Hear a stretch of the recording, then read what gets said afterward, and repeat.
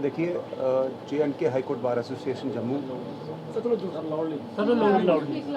JNK high court bar association Jammu, young lawyers association Jammu आपसे मुखातिब है। आज आपको ये ज़हमत देने की ज़रूरत इसलिए पड़ी कि high court bar association Jammu पिछले कुछ दिनों से ये वॉच रखे हुए है कि सिविल सोसाइटी में किस तरह का अपसर्ज हो रहा है और क्या कुछ ग्रीवेंसेस हैं जो सिविल सोसाइटी प्रोजेक्ट कर रही है और पब्लिक का उस पर क्या रिएक्शन आ रहा है। मुद्दे तो काफ़ी हैं, बट मैं स्टार्ट करूं अगर तो इस वक्त आई कैन अंडरस्टैंड आप लोगों को ज़्यादा क्यूरोसिटी होगी टोल प्लाज़ा को लेके, बिकॉज टोल प्लाज़ा सरोवर का मुद्दा इस वक्त गरमाया हुआ है। इस बारे में मैं आपको बता दूं कि अपार्ट फ्रॉम पब्लिक सेंटिमेंट, चूँकि हम लोग वकील भी हैं, लीगल पॉइंट ऑफ व्यू से भी मैं थोड़ा सा इनलाइटन करना चाहूँगा अथॉरिटीज़ को कि सरोवर प्लाज़ा टोल प्लाज़ा पे जो टोल कलेक्शन है वो सिर्फ एक पब्लिक रिएक्शन इमोशनल नहीं है, इसका एक लीगल एस्पेक्ट भी है।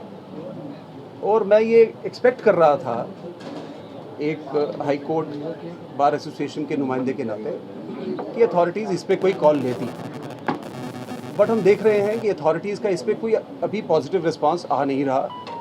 और ये जो लीगल एस्पेक्ट है इसका, पब्लिक सेंटिमेंट तो ऑन रोड है, बट जो लीगल एस्पेक्ट है इसके बारे में भी कोई खुल के बात नहीं कर रहा। मैं पहले स्टार्ट लीगल एस्पेक्ट से करता हूँ कि क्या ये सरोवर टोल प्लाज़ा एक legally validly installed toll plaza है या नहीं। अगर नहीं है तो बाकी की डिबेट का कोई पर्पस बनता नहीं। मैं आप लोगों को भी सर्कुलेट करते हैं, मैं आप लोगों के सामने थोड़ा सा जो इसका लीगल एस्पेक्ट है वो रखना चाहूँगा। हमारे यहाँ नेशनल हाईवे एक्ट है, सेंट्रल एक्ट है, थ्रू आउट इंडिया एप्लीकेबल है, हमारी यूटी पे भी एप्लीकेबल। उस एक्ट के अंडर रूल्स भी बने हुए हैं, नेशनल हाईवे फी रूल्स। अब टोल प्लाज़ा कहाँ कहाँ लगना है, कितनी फ़ी होनी चाहिए, ये एक्ट और रूल्स प्रेस्क्राइब कर रहे हैं। कितनी फ़ी होनी चाहिए इस पे बाद में आएंगे। क्या टोल प्लाज़ा सरोवर में लग सकता था कि नहीं लग सकता था एट इट्स इंसेप्शन, इसके बारे में मैं पहले आपको जागरूक करवाऊँ। हमारे यहाँ national highway determination of fee rules है, इसका रूल 8 है जिसका हेडिंग ही है location of toll plaza.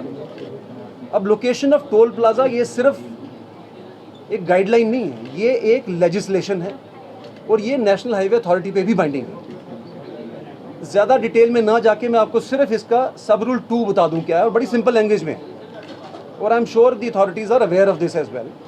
It says any toll plaza on the same section of national highway and in the same direction shall not be established within a distance of 60 kilometres. अगर एक कानून central government ने बनाया और उसकी एक बड़ी simple सी सब रूल 2 है क्लॉज जो ये कहती है कि 60 किलोमीटर के डिस्टेंस पे टोल प्लाज़ा नहीं हो सकता, मीनिंग देयर बाई कि 60 किलोमीटर में 2 टोल प्लाज़ा नहीं होंगे। अब ये एक एस्टैब्लिश्ड फैक्ट है कि सरोवर से लेके 1 टोल प्लाज़ा में बाई रोड 60 किलोमीटर्स नहीं बनते।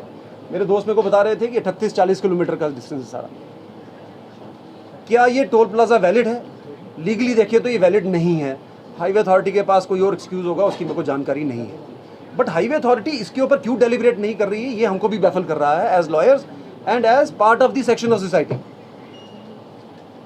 इसको सप्लीमेंट करते हुए हमारे road transport minister Nitin Gadkari ji celebrated minister हैं, थ्रू आउट इंडिया अच्छा काम कर रहे हैं।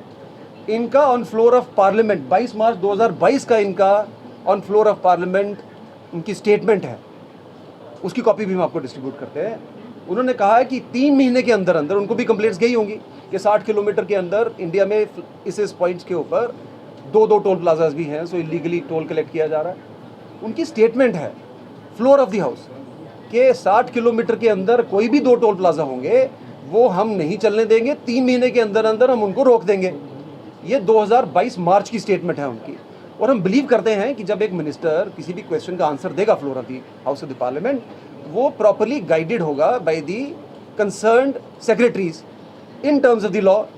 अब जब उन्होंने ये स्टेटमेंट दिया है, ये मार्च 2022 का, आज हम अगस्त 2023 में हैं। कई 3 महीने निकल गए, मेरे को ये समझ नहीं आ रही है कि जिस नेशनल हाईवे अथॉरिटी का ये कानून है जो उनके ऊपर बाइंडिंग है, जिसमें मिनिस्टर साहब ने statement floor of the house of parliament दी, उसके बावजूद ये टोल प्लाजा कैसे चल रहा है, ये हमारी समझ से बाहर। लीगली इसका क्या करना है वो एक सेपरेट एस्पेक्ट है, बट अथॉरिटी का अपना भी तो एक कोई रोल है। सो नेशनल अथॉरिटी क्यों वेट कर रही है कि कोई किसी को चैलेंज करेगा इस प्रोविजन को, या कोई इस टोल प्लाजा की एग्जिस्टेंस को चैलेंज करेगा तो ही वो कोई एक्ट करेंगे। They are required to act on the terms of law which is squarely applicable to them. So हमारी नज़र में जो हमने जब बैठ के ये प्रोविजन देखे हैं, ये टोल प्लाजा अदरवाइज भी लीगली इंस्टॉल्ड नहीं। अब इसका दूसरा एस्पेक्ट जहाँ पर फैक्चुअल मैटर भी जोड़ा। फैक्चुअल मैटर ये है कि हम सबको पता है कि ये जो पीछे फ्लड कंडीशन आई, जो इतनी ज़बरदस्त पीछे बारिशें हुई, ब्रिज बैठ गया, रोड बह गई। टोल प्लाजा किस लिए होता है? टोल प्लाजा इसलिए है कि अगर पब्लिक या प्राइवेट फंड से कोई हाईवे बना है, उसकी मेंटेनेंस की कलेक्शन चार्जेस हैं। अब अगर मेंटेनेंस की कलेक्शन चार्जेस हैं तो मेंटेनेंस तो तब होगी जब वो रोड वर्किंग कंडीशन में होगी। आज आप सबको पता है कि सरोर से लखनपुर या कठुआ जाने के लिए 3-3.5 घंटे का टाइम लग रहा है। जो हाईवे इन लोगों ने जिसके लिए टोल प्लाजा रखा, वो हाईवे तो काम नहीं कर रहा, सो उनको बाईपास दिया जा रहा है। जब आपका हाईवे ही काम नहीं कर रहा तो टोल प्लाजा किस कॉन्टेक्स्ट में आप लोग कलेक्ट कर रहे हो, ये भी कोई हमारी समझ से बाहर है। ये कोई स्टैट्यूटरी बाइंडिंग नहीं है, कोई अथॉरिटी नहीं है इसके ऊपर टोल प्लाजा को कलेक्ट करने की। लिहाजा जब इतना पब्लिक सेंटिमेंट अथॉरिटीज़ देख रही हैं और इनको